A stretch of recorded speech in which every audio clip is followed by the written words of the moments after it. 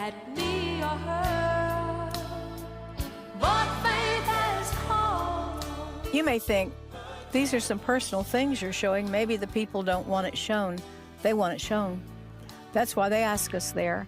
They ask us to be eyewitnesses. Lord, let me run and let me stand by faith on heaven's tableland, a higher plane than I have found. Shalom and welcome. Welcome. Once again, Shelley, my daughter Shelley. I'm Billye Brim. Welcome to The Prophetic Witness, and we are broadcasting from Collinsville, Oklahoma, where you grew up. Yes, right. This beautiful new sanctuary. It's absolutely gorgeous. And my brother and sister in love, Chip and Candace Brim, are the pastors. And if you're ever looking for a church, we recommend coming here. Yes, it's and wonderful. You can watch them online too. Just powerful Yes. things the Lord's giving them. Today we're going to talk about our having gone to Israel and been there during the war. October 7, the horror came. That's what we're going to be looking at. We're going to see lots of photos that we took on our trip. I organized this tour to go in December because we were coming up out of the ground with our project, Migdal Arbel. Go back to our first March lesson, and you can even see it, a video on it, and hear my testimony. And so I wanted to take our partners, be the first time any of them saw it actually building. And so we set the dates, and it turned out to be right in the middle of the war. So we started out with 90 people, some canceled, but others joined, and we had 63 unafraid folks. So today we're going to show you some things from that Solidarity Tour. We changed it from a Hanukkah tour. We named it a Solidarity Tour. We named it the Am Israel Chai. Am is the nation, Israel, Chai lives. And so we had our buses. Number 16 will show you our bus, and with the drivers and guide. And then number 15, PW 15, is going to show you the sign, which actually says, as we drove all through the land of Israel, through the war zone, through the people, 300,000 people who have been dispersed from their homes, we drove up, and here we were. They hugged us, they kissed us. We were the only Christian tour group there at the time. Now, October 7, we've spoken of it. We're going to see more about it, but the atrocity as the terrorists broke through, it hurt Israel in many ways, and one is their economy and their food supply. In the fields, all the farmers' helpers, and most of them were from Thailand, and they fled. When the war came, all the foreign workers that working in the fields fled. So now fruit is rotting, food is rotting in the fields, and so they're asking people to come and help them, and we did that. So I'm going to turn around here and watch with you our buses at the farm, PW 26. These are our buses rolled in with all the helpers and the workers, PW number 26. And they're standing there. They're getting their orders from the farmer what to do. They're going to weed. He needed them to pull weeds. Isn't that exciting? And so they hopped on number 27, PW 27. The group hopped on these transportations, and it was it was led by a tractor, and they rode into the fields. Number 28, you can see them riding into the fields and getting into the field itself. And number 29, PW 29, there they are weeding.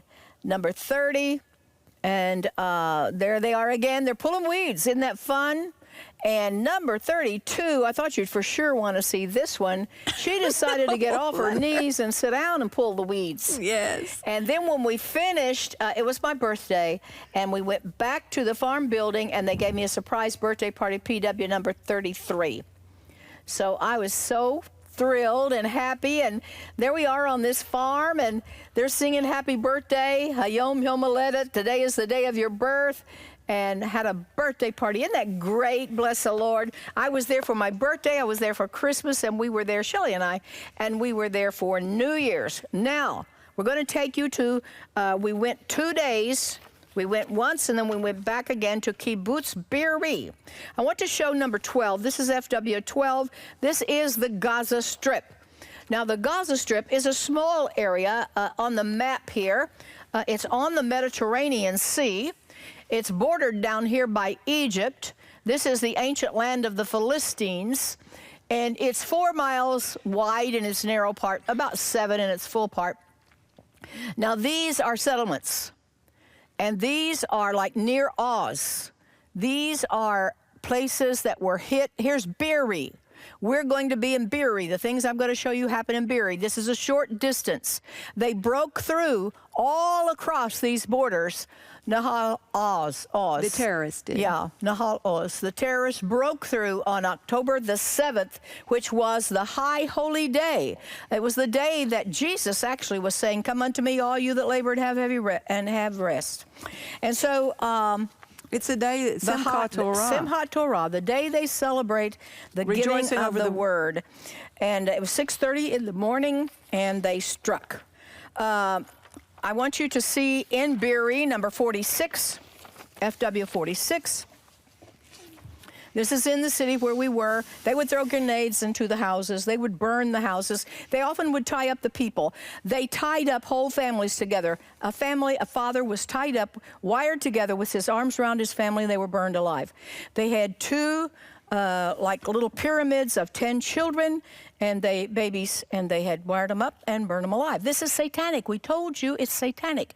These people were absolutely embodied Satan himself. Number 47, did I give you that one? And this is, of course, another part. It was a beautiful community, FW 48.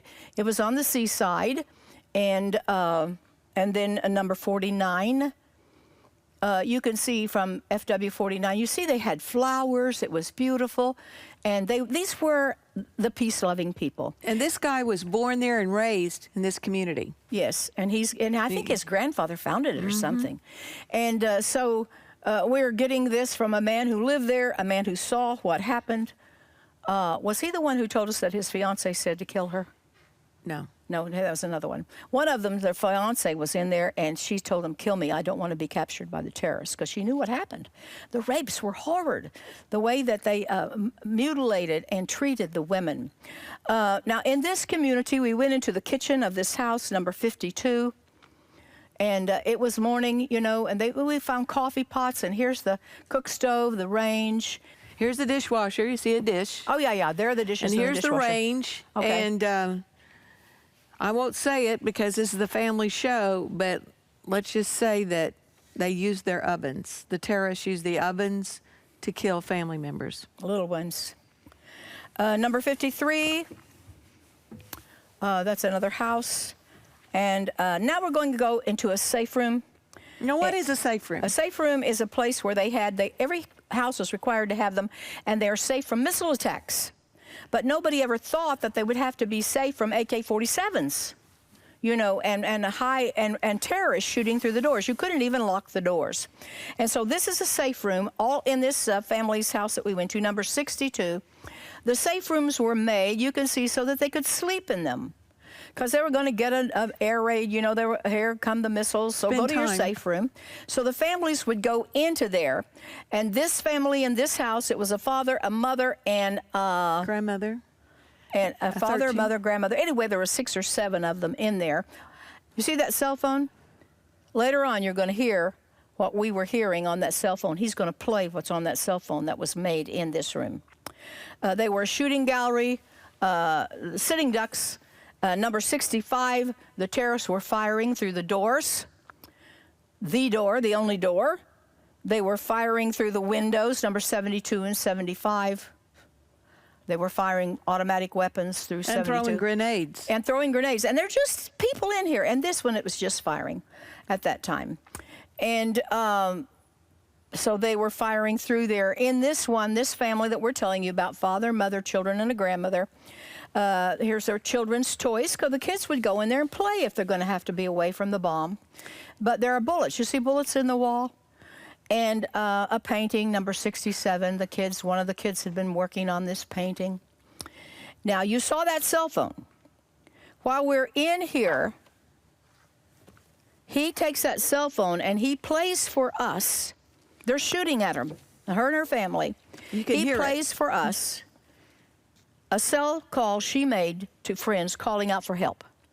friends and family members. She had no idea that they were in the same situation that she was in.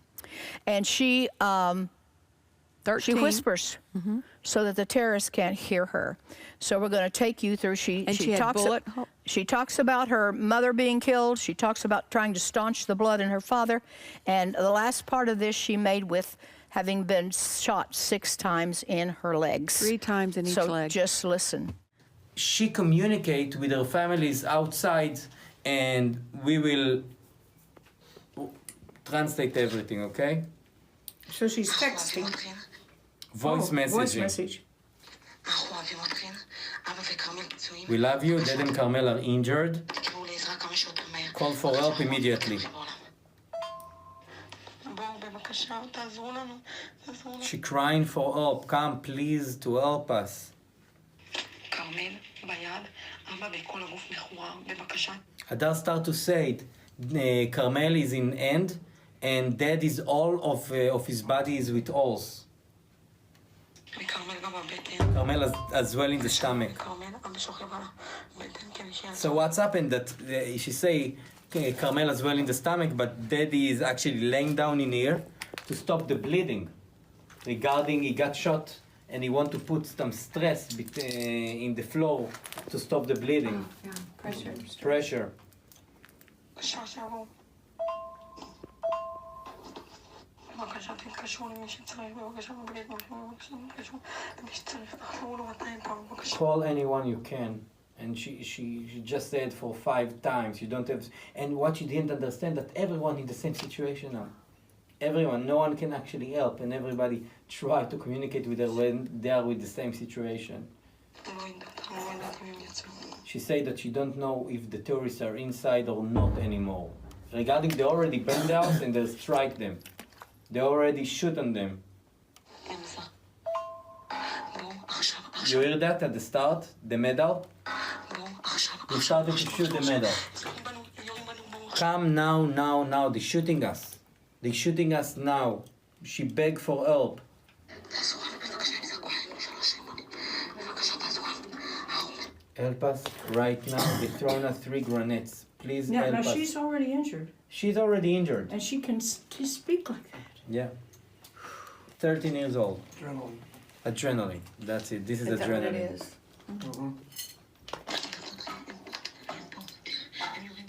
I love you. You hear that they are the shooting, right? She say, I love you. You can hear the shooting, and she start to say goodbye. They are here. They're shooting on us. We love you. We are barely alive in here. She choked from the smoke. We are dying. Come to save us.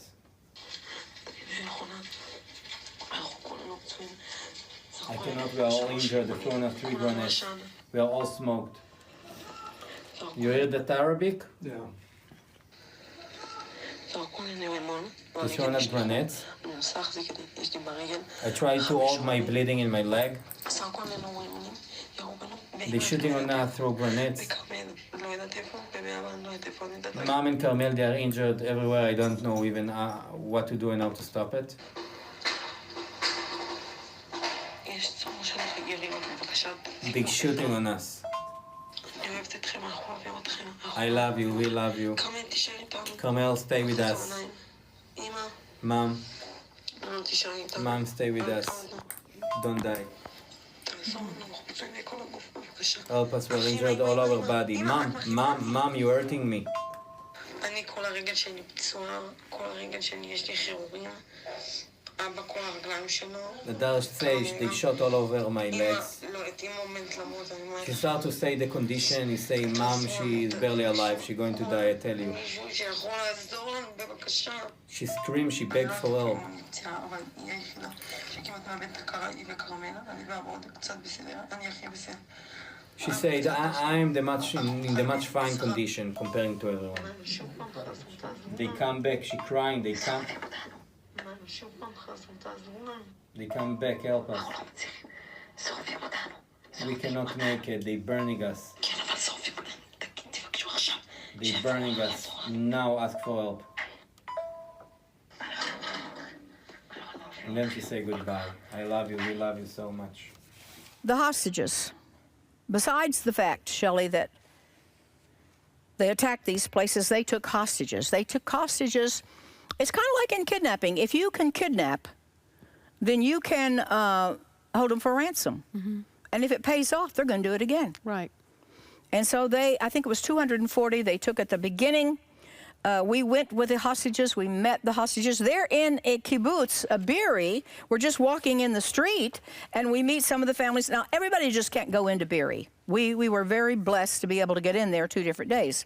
Not many people walking around amongst all of the bad things that happen. But we saw some families of the hostages. Number 56, we met these 2 people. I think it was her husband. Is that right, Shelley? Yeah, that's her a husband hostage, on her shirt. and his brother. So they're just, the hostage families are together, you know. And number 55, you can see a front-on shot of the people that they have, that they're, look at them, how gaunt and... Now, we went into Tel Aviv and we met with the hostage families. In a plaza in Tel Aviv, they've set up a headquarters, and they're counting the hours that their people have been held hostage. At the time we were there in number 41, PW 41, you'll see the time that they had been held hostage, and it was 63 days, 2 hours, 58 minutes. And 20 2 seconds past 20 63 seconds. days. 20 seconds past.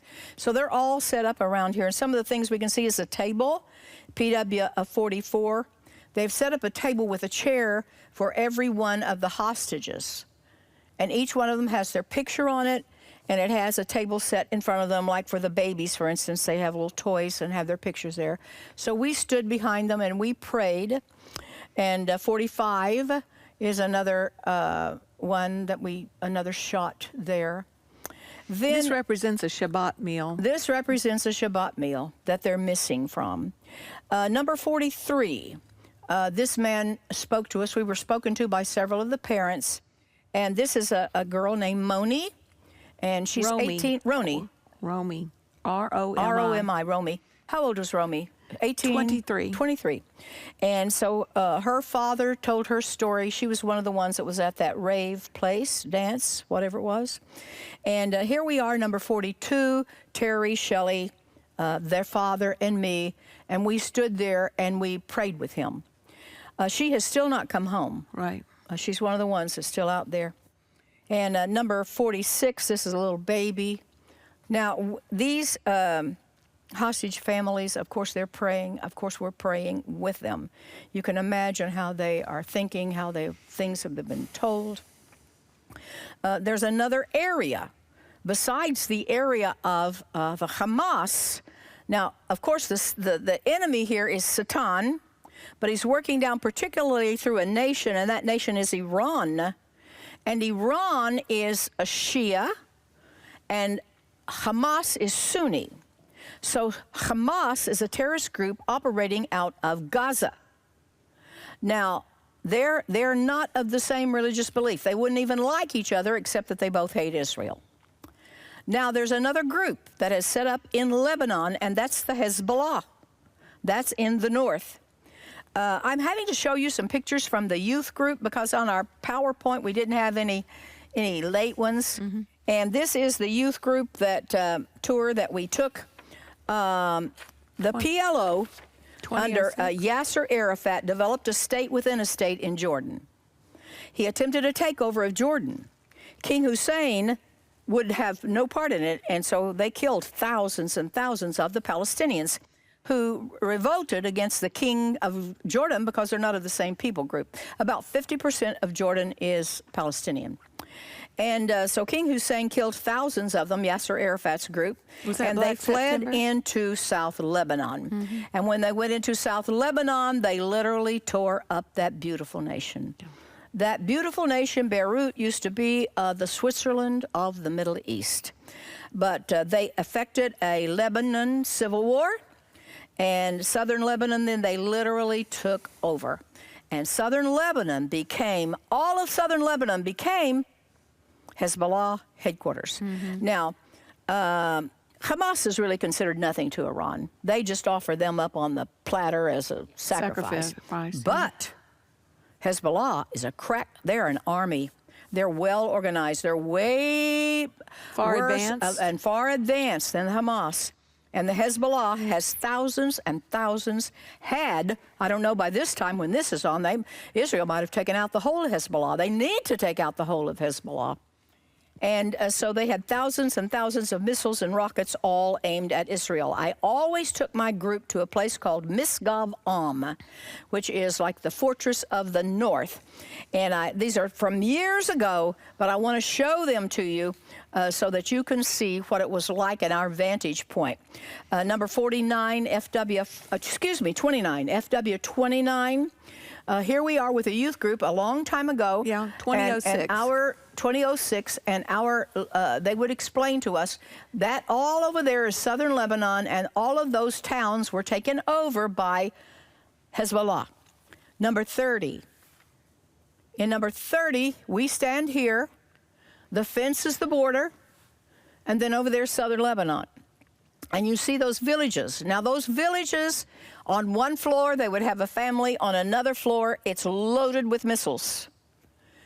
And they're all aimed at Israel. Number 32, and you can see there's a Hezbollah yellow flag. But these windows on one floor, they don't have any. On one floor, the floor with the missiles, there's no glass. And it's also and we're talking hundreds of thousands of missiles now. Now, this is many years ago. They have also, since we've been going back lately, they built a lot more of these houses. It's just peppered over with houses, all of them missile bases headed to Israel. Number 33, you can see, there's the fence. We're just over the fence from them. Now, all that has been built up now, but they fired on Misgavam. They took it out. And are fired upon it heavily, and Israel has wiped these places out now. This place is Misgavam was shelled, and the villages below, the tunnels were destroyed. There are now 300,000 displaced Israelis, 100,000. This is when we were there. When we were there in December, 100,000 from the north. And they, at that time, had been 100 days or so away from their homes. We went into, Shelley, Terry, and I, it was hard during the war. Now, see, this is March. We were there in December. So I don't know exactly how it is now, but I know in February, just before, we just finished February. We're making this pretty soon. This is not too late. And So they were displaced. Shelley, Terry, and I stayed in a hotel. It's hard to get a hotel room because the hotels have given their rooms over to the displaced people. Mm-hmm. And there we saw little children all running around. Mm-hmm. You had to watch out for a kiddie car that might run you down at the breakfast.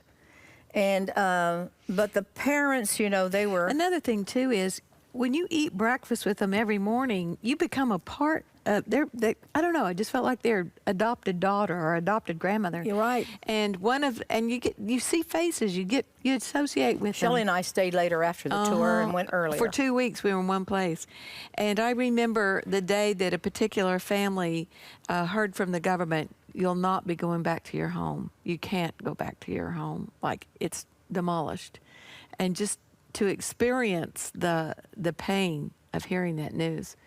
And being there to comfort them, but it's they have to take them out. Because they said this: we're not going back to our home if our neighbor is Hamas or Hezbollah. Hezbollah, particularly the quality of life that we've experienced. We're not going to do that anymore. They've drawn a line in the sand. They've drawn a line, and Israel, just forget pressure from the U.S. and do what you have to do and take them out. Shalom, shalom. We'll be right back. In 1980, while Billye Brim was peeling potatoes in her Collinsville kitchen, she received a mandate from the Spirit about moving into full-time ministry, and thus Billye Brim Ministries was formed. Dr. Brim's ministry centers around prayer, Hebrew, the nation of Israel, and Bible prophecy.